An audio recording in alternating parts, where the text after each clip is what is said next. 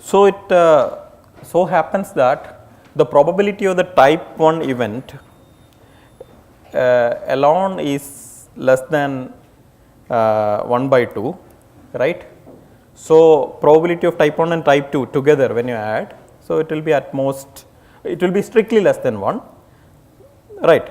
So, which essentially means that the original event from we started, the probability that none of these things happen, either this nor that happens, either this or this happens is less than 1 means both of them does not happen simultaneously, either this no type 1 no type 2 together is greater than epsilon. So, greater than 0, therefore, there is at least one outcome of that type, otherwise the probability would not have become like that, right.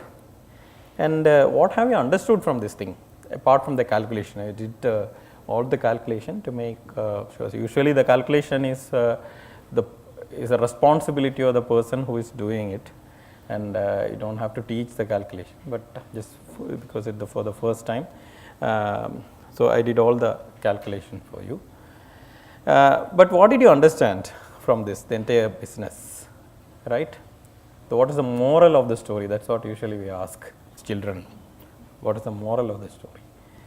The moral of the story was that it was a difficult, it is a difficult problem to construct this stuff, the kind of graphs which does not have the big graph 2 raised to k by 2 node graph, which does not have a k clique or a k indefinite set, right. But somehow existentially, that means we could show quickly that there exists some, right. This you will agree with me that it is very easy, except that the calculation may be new to you, but it is very easy, because we just calculated the probability of one of those events bad events happening, which we do not like happening, and the probability of the other bad event happening, and then we summed up those two probabilities together and told that the probability that either this bad event or that bad event happening is at most this, and that is happens to be less than 1 by some sequence of calculation we showed that. And then if both of the bad events one of the bad events happening, the probability is less than 1, none of the bad events will happen with probability greater than 0, right. That is why it is less than, the other thing is less than 1. Therefore, there should be a event, there should be an outcome which gives that probability to that event, right. There should be an outcome corresponding to that event. That means there is at least one graph, outcomes are graphs having this property, that is what we inferred. But now how did it happen so easily? That is the question. You might have noticed that we were just like loosely bounding things, right. The point here is that the kind of things that we are looking for is abundant. You understand?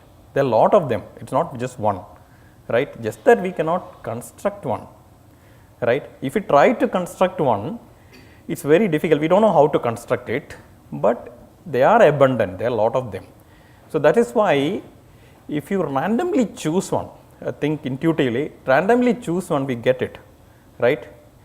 But that means you became foolish, you blind and then blindly chose one and then you got it, but you became clever and tried to construct one, it is difficult, right. So, usually I tell this simple example to make you aware of the philosophy here. So, it is like so computer science students or something, you are given a project. So, suppose your building is near the seashore or something, and you are asked to program your robot to go and pick a sand particle from the seashore. You can see that's very, what do? You just program it, it should walk down the stairs and that and all is possible, and then you walk to the seashore and pick a sand particle and come back. This is what you want to do. And then when you start programming, you do not know how to describe the sand particle to the robot, right. You do not know, maybe it's the image or something or whatever it can be, but there are all kinds of things in the seashore, right.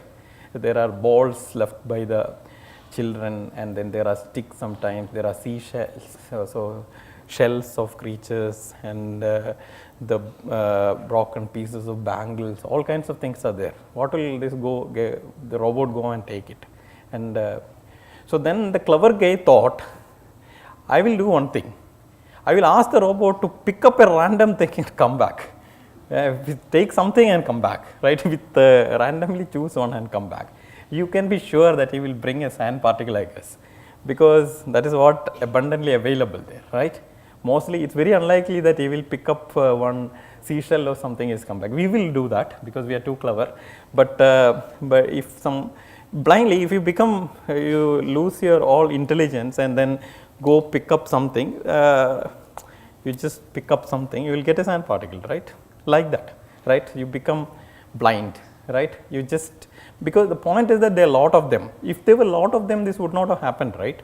So, and you can see the probability, you can, if you calculate, right, there will be a very good probability also. But sometimes, okay, the difficulty will come when the abundance reduces, right, less and less, and then we want to really pick up the correct way and all, and then we have to be more and more careful in this randomly. So, we have to avoid certain things and pick from the correct place and things like that, right. So, something like that. This is just there is nothing to do with the theory or something like that, just to make you aware of what we are doing. So, that why, but that was very good observation, that if you randomly choose something, you will get, though, but still it may be very difficult to construct it, right, explicitly tell that, okay, put something like this, put a vertex like this, then put a vertex. So, there are many things like that. Making explicitly constructing it would be difficult, but if you just throw edges randomly and ask what is the probability that you will get one, you will get a reasonable probability, and you can show that yes, there is it will happen, right. So, I hope you understood what we are up to, and now I will tell you. So, let me see how much time I have. So, a little more time, around 15 minutes. So, then I will tell you. So, this was a very basic stuff, right, how to just a calculation of the things. And then now about the techniques. So, usually we will use expectation. This is something which helps you a lot to deal with this stuff. Suppose x is a random variable, and x can be written as y plus z, where y and z are two other random variables, right. Something like, so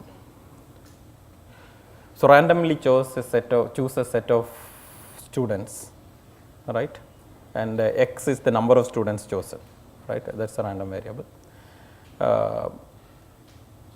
So, now that means with each student I will go and toss a coin and decide whether I should pick this student or not, something like that, right, and then x is the number of set. So, let y be the number of boys chosen and z be the number of girls chosen. So, x equal to y plus z, right, because the number of students chosen is either girl or boy. So, therefore, so like that. So, and then suppose x is equal to like that. So, expectation of x is expectation of y plus z, right, and you can, it so happens that it just adds up expectation. We need to prove it, but by the way, do you, okay, if you don't know what is probability, what is expectation? Do you know what is expectation? Expectation means, so suppose you have a random variable. So, here like that I choose students, suppose there are 50 students here, so I choose. So, what are the possible values x can take, right? X can be 0, right, x can be 1, x can be 2, x can be up to 50, right, if there are 50 students here. Now, you can always ask what is the probability that x equal to 0, right, there will be some probability, right, depending on how I am selecting, right. So, and then there can be a probability, what is probability that x equal to 1, you can find out, say let us say p0, p1, like that. So, like that probability that x equal to I is equal to pi, right. Now, the expectation is this one, no, the I into the value of the random variable into probability that x equal to I, right, I equal to 0 to 50, you add up. I will say that this is the expected number of students I get, right, if I do this thing or something, expected number. So, a very loose way of telling. Sometimes this can turn out to be some fraction and all, right. So, do not take it too seriously when I say expected number of students. I sometimes expect half students to get things like that. So, so this is, but this is the formula, right. So, because we know that I students will be there with this kind of probability. So, we are finding a weighted average of that, weighting by the probability of each I coming, right. So, that is the expected number. And you will, so let us look at, so to understand expectation, let us ask this question. Now, I have this GNP, right, GNP. So, that means each edge comes with probability half, sorry, P, and it is not there with probability 1 minus P. Now, after doing this experiment, I create the graph. So, this is a graph is randomly chosen. What is the expected number of edges? So, number of edges is the random variable here. What is the expected number of edges? How will you write the formula for that? So, you should know the possible values of x. So, what are the possible values of x? Yeah, it can be 0, 1, 2, 3 up to n choose 2, right. So, now you may have to sum I equal to 0 to n choose 2 and I into probability that this x happens to be equal to I. That means, the probability that the graph is selected has exactly I vertices, we should know, and then sum by the I, right. This seems to be a little tough, right, the formula, this is from the basic definition of the expectation. So, what I am going to tell now is how to deal with this in a much easier way using the so called linearity of expectation. So, the point is that if a random variable x can be written as two other or many other random variables, say x1 plus x2 plus some xk, then if you want to find the expectation of x, you can find the expectation of the individual things and sum up. So, this also requires a proof, but I skip that. It's not a very difficult thing at all. So, there is no hyping about it. It's just that in principle it is like you sum over the rows or write a matrix or something, sum over the rows and sum over the columns, both are equal or something like that. But you can try to reproduce it yourself, right? Or I am telling in the discrete case, right? I skip the proof. Anyway, we have some very little time. And so, now let us look at how to find x equal to the number of edges, right. So, edges. What I do is I define something called an indicator random variable corresponding to each edge, for each edge, each possible edge means each pair of vertices. So, I can, there are m edges, right. So, then I can, the first edge, so xe1, xe2, like that xem, I can define an indicator random variable. This indicator random variable will take only two possible values, namely 1 or 0. If it takes 1, that means that edge appears, otherwise it is 0. It indicates whether the edge is there or not. Now, you know this x is equal to sigma of this xei's, right, I equal to 1 to m. Because if it is 0, it is not counting that edge. If it is 1, it is counting that edge, right. Now, when you want to find the expectation here, you can find the expectation of individual things and sum. That is the power of the linearity of expectation, because now it is very easy to do, right. because for that indicator random variable finding the expectation is very easy. Why? Because there are only two possible values it is taking. The two, one of them is 0. So, you do not, the summation is not complicated, right. 0 into something you can forget, 1 into something only you have to worry. What was that 1 into something? The probability with 1 occurs. What is that? The xc will be set to 1 when that edge appears, and that edge appears when the coin tossed gives a head there. That means P is the probability. So, for each of these things will be the probability will be P, right. So, it is just that m times P will be the, sorry, m means what? M is n choose 2, right, n choose 2 times P.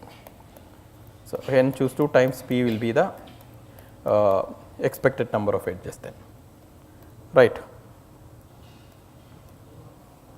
Okay.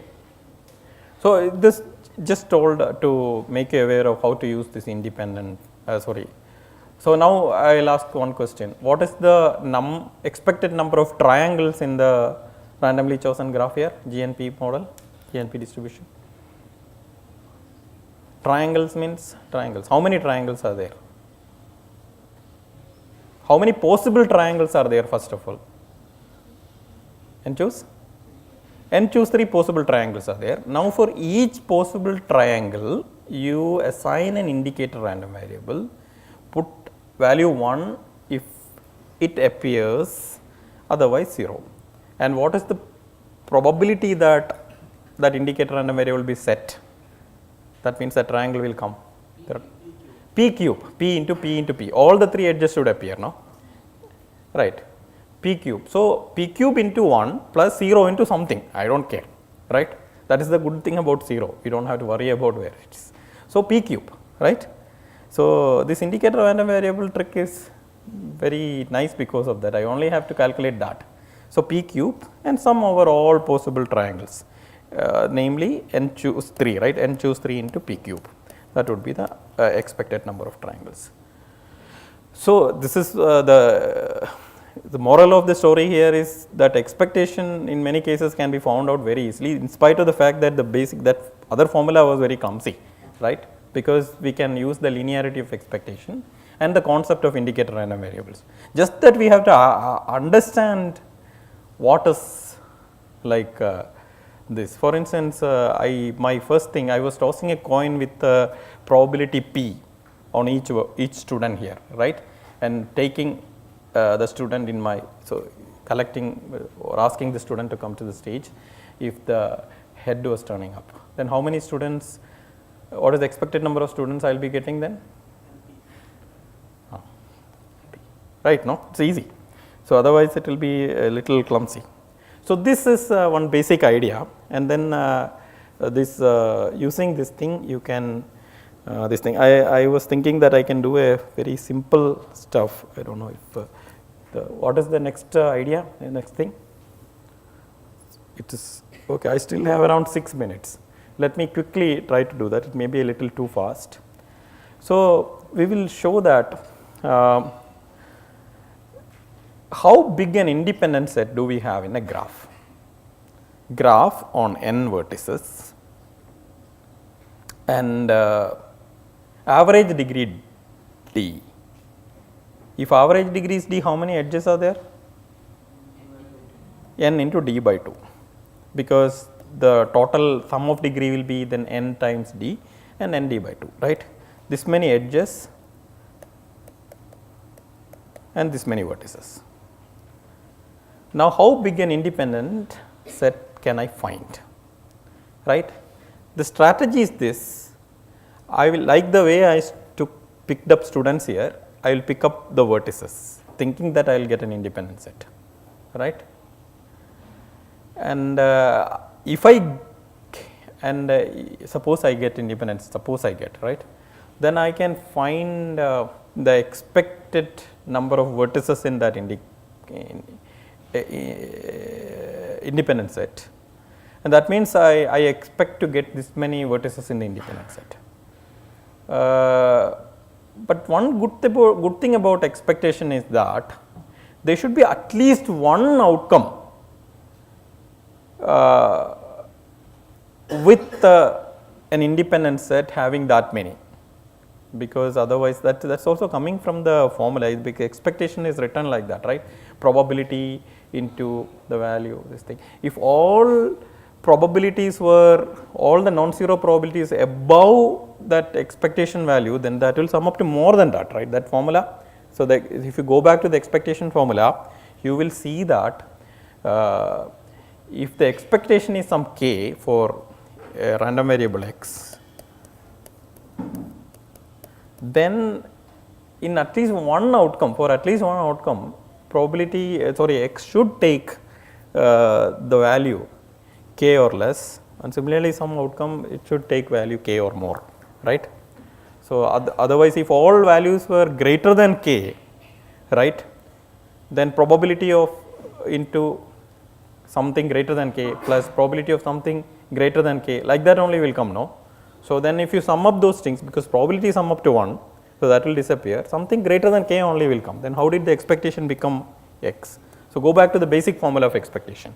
So therefore, the good thing is just show that the expectation is certain value, then we are sure that there exists some selection, right, with the value equaling to it or less than that or more than that, something like that, right? This is the basic idea, expectation argument.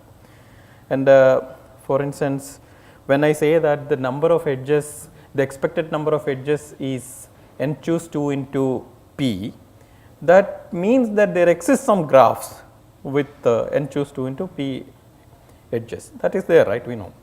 Similarly, when I say that the number of triangles in the randomly chosen graph is n choose 3 into p cube, we know that there exists some graphs with at least n choose 3 into p cube number of triangles in it, right? So the same idea we will use in the case of independent set. What I am doing is I just pick up the vertices with the probability p. So then, like the student's case, so n into p will be the expected number of things which I picked up. So x being the set of vertices randomly picked, the cardinality of that, right? Sorry, the cardinality of that x. Now the only problem is this may not be an independent set, right? Otherwise I could have told that np sized independent set exists, right? No, it's not true, because this may not be an independent. You just randomly picked up some vertices, there can be edges inside that. So then you ask, how many edges are expected in the picked set, selected set? How many edges are expected in the selected set? How many edges are expected? So if for example, if an edge uv has to be there, both u and v should be picked up, no? So what is the probability that both u and v are picked up? Because they are independent coin tosses, right? So therefore, p with p probability this will be picked up, with p probability this will be picked up. So p square probability this edge can come, right? Both has to come, right? And then what is the expected number of edges? Same idea of indicator random variable, right? Every edge gets an indicator random, whether it comes or not, and that comes with probability p square.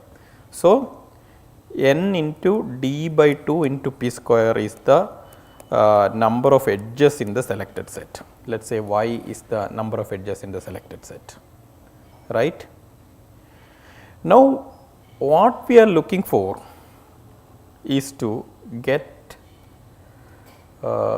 we will define, this is the trick, we will define some new random variable x minus y, right? X minus y means the number of vertices selected and minus the number of edges. It can become negative number, positive number, whatsoever, but I will see what is the expected number of that, right?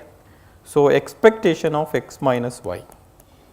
So by linearity of expectation, this is very easy, like expectation of x minus expectation of y. So we know both of this is np minus n d by 2 into p square.